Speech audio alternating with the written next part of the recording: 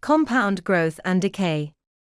In this video, you will learn how to solve problems related to compound interest. Let's see an example. Danny invests £2,000 in a savings account, paying 6% compound interest annually. How much will he have after 5 years?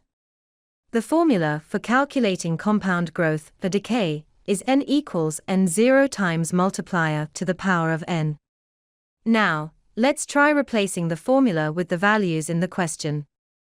N dot equals £2,000 and n equals 5. N equals 2,000 times multiplier to the power of 5. The question does not contain any value for the multiplier. So, you need to calculate the value for that. 6% compound interest means growth and a percentage increase.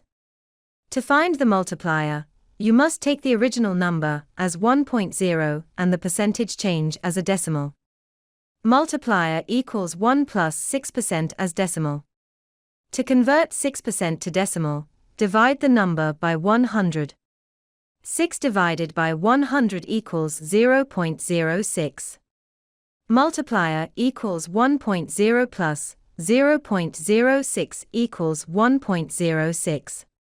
Now, let's insert the value of the multiplier in the formula.